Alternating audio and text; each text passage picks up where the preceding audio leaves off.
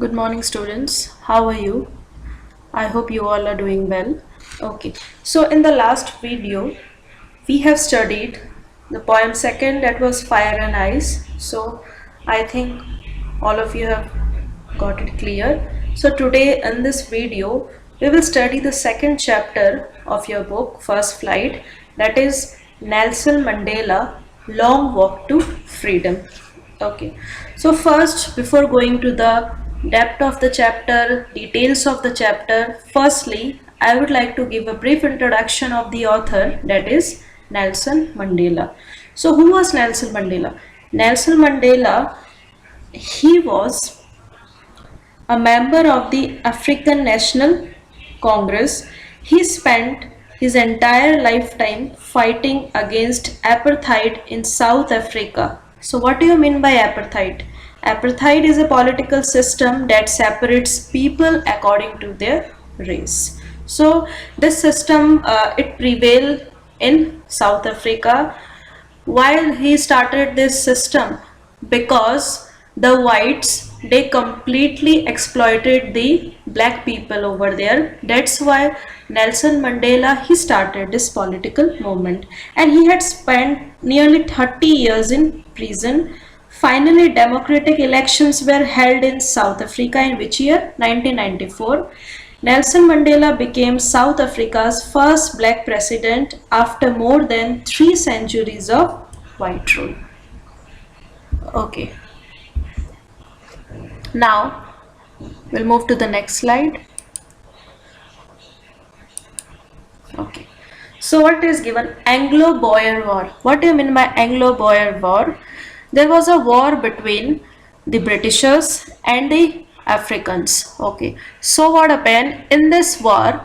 In the first war, the Britishers, in the first war, the Africans, they were the winners, and the second Anglo-Boer War, which was held between Britain, that is Boers, and so in that war, the Britain, they won the war and started to dominate the Africans. So what happened in the British rule? How did Britishers exploited the Africans? Africans were oppressed totally. Why? Because now the power were completely in the hand of the Britishers. As a result, they started exploiting, they started harassing the Africans. There was no freedom for the Africans. They couldn't enjoy any individual rights.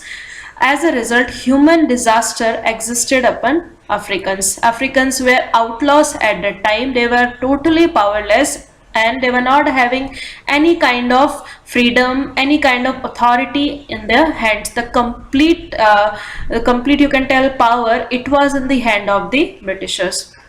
There was continuous bondage of poverty, deprivation, suffering, gender and other discrimination also existed during that time.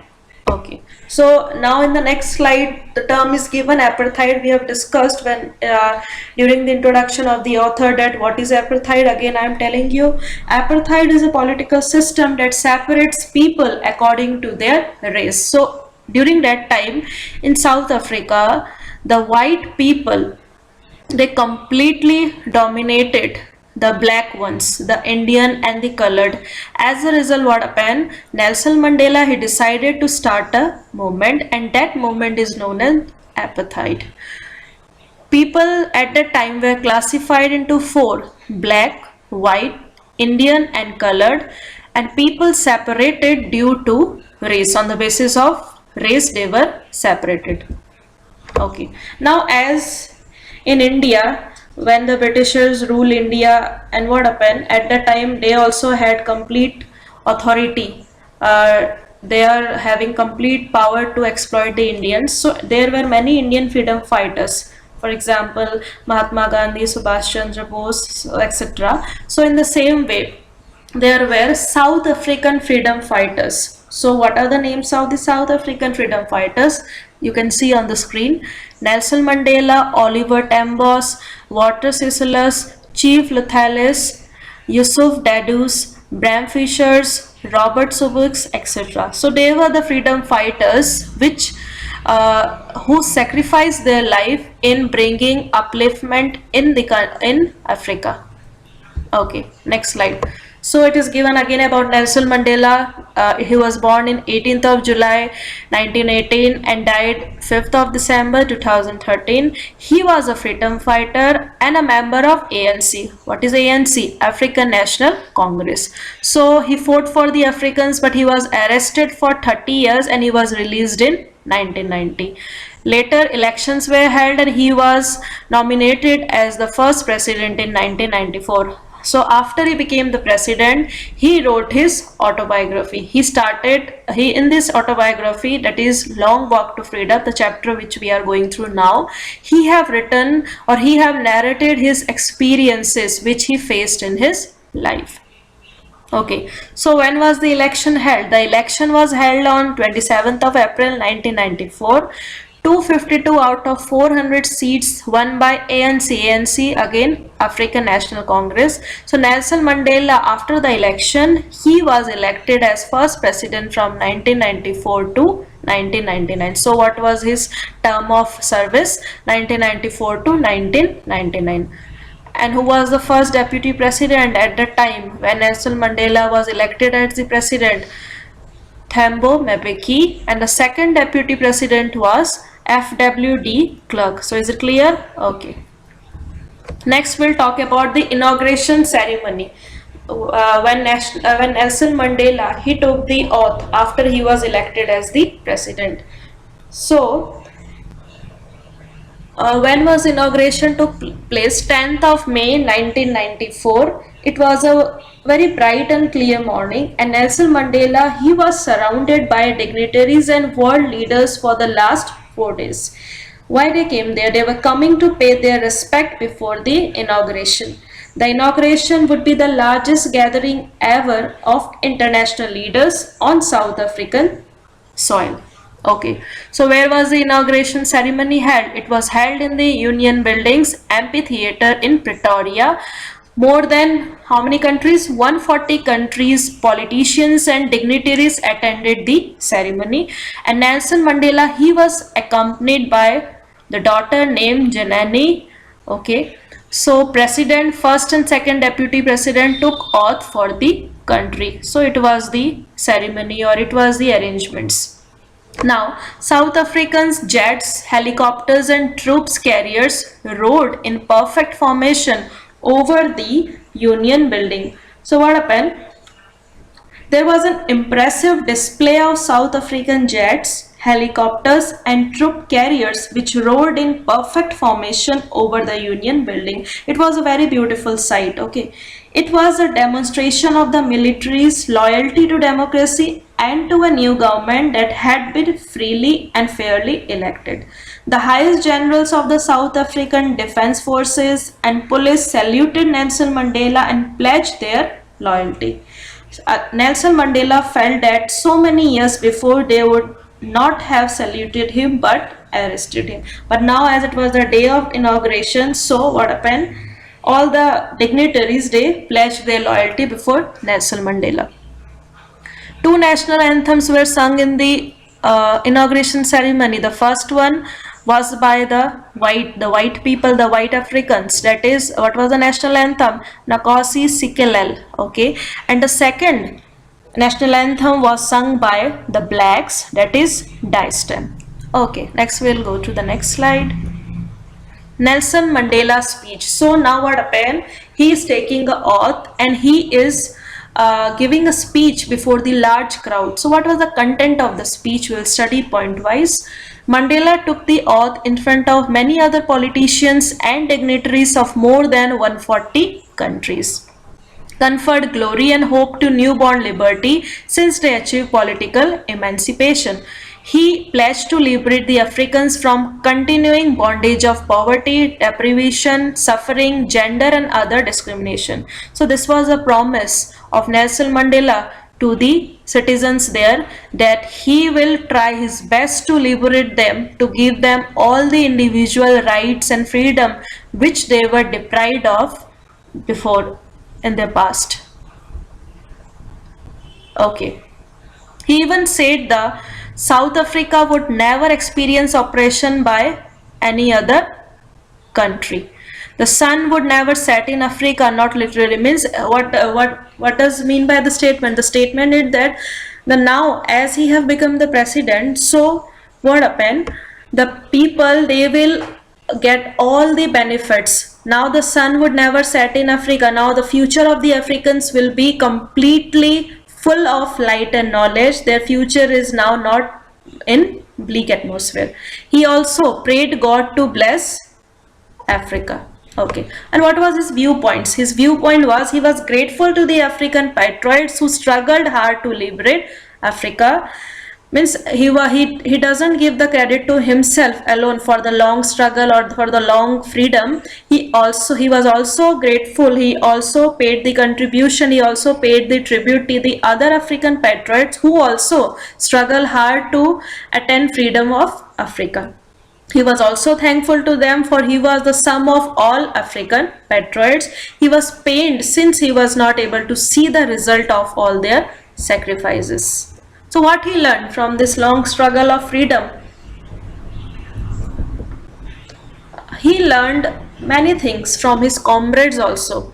So what are the things he learned from the comrades? He learned meaning of courage since he saw them risking and giving their life. Next point, he saw men tortured and showed their strength and resilience. He believed that brave are the one who conquers fear without being scared of. Next slide. From others, what he learned? He gradually learned that people know to love and don't need to be taught, but hate on the other hand is taught, thus resulting in hatred among everyone. Next, he also believed that man's goodness is a flame that can never be extinguished. For instance, when he and his friends were sent to prison, he could see a glimmer of humanity in one of the guards for just a second. Thus, he believed that man's goodness can never be extinguished. Okay, so we all know that every human being have some goodness within themselves. But what happened? It is latent, it is hidden. So another means it needs another kind-hearted person who can awaken the goodness in the other person life, because every person has some goodness within themselves. Okay, so what are the obligations according to Nelson Mandela a person have to face in his life? So the two obligations which Nelson Mandela mentioned in the chapter are obligation to a person's family, to his parents, to his wife and children, and also obligation to his people, his community and his country. He commented that in South Africa previously it was impossible for a black person to fulfill both of these obligations. Okay. Next. Freedom meant different things to Nelson Mandela when he was at different stage of life. Okay, we'll see. So what happened when he was just a boy? What does he learn when he was just a boy? For Mandela, being free as a boy meant free to run in the fields near his mother's hut, free to swim in the clear stream that ran through his village, free to roast mealies under the stars, and to ride the broad back of slow-moving bulls. As long as he obeyed his father and abided by the customs of his tribe, he was not troubled by the laws of man or God. So being free as a student meant to Mandela the freedom only for himself. He called it the transitory freedom of being able to stay out at night, to read what pleased him and to go where he chose. Okay, so it's clear. Means during boyhood, the definition of freedom according to Nelson Mandela was totally different in boyhood stage. Okay, next stage, as a student, as I already cleared, again I am repeating the points. He wanted freedom only for himself, the transitory freedom of being able to stay out at night, read what he pleased, go where he wanted to. Okay, as a young man, what is the definition of freedom? As a young man in Johannesburg, he earned for basic and honorable freedom of achieving his potential, earning his keep, of marrying and having a family, wanted freedom not to be abstracted in a lawful life, but slowly and gradually he realized that his freedom had already been taken from him, began to hunger for freedom. Okay. Mandela said that this desire for the freedom of his people animated his life and he was totally transformed. He found that he could not even enjoy the poor and limited freedom he was allowed when he knew that his people were not free. He was totally pained by the thought of this, that the people had to suffer a lot. He knew that the oppressor must be liberated just as surely as the oppressed. He felt that he is not truly free if he is taking away somebody else's freedom, just as surely as he is not free when his freedom is taken from him. Thus, the oppressed and the oppressor alike are robbed of their humanity. Okay, next slide. When he joined African National Congress, what happened? He realized that not only he but all his African brothers and sisters were not free. So what does he experience when he joined ANC? That it was not only he who had to undergo through many sufferings, but there were many other African brothers and sisters who were not free. Okay, next point. Everyone's freedom was curtailed. Nobody was given any individual rights and freedom to enjoy. Then only Nelson Mandela's hunger for his own freedom became the greater hunger for the freedom of his people. He believed that freedom is indivisible. Chains on any one of his people were chains on all of them, and chains on all of people were chains on him. A man who takes away another man's freedom is a prisoner of hatred, according to Mandela. He is locked behind the bars of prejudice and narrow-mindedness. One is not truly free if he takes away someone else's freedom. So this was the belief of Nelson Mandela, that a particular person, he cannot be totally free if he is taking away someone else's freedom.